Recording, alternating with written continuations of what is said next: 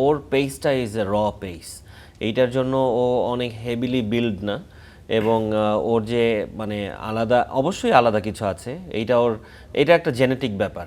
Fast bowler কিন্তু আপনি চাইলেই আপনি জোরে বল করতে পারবেন, নট দ্যাট।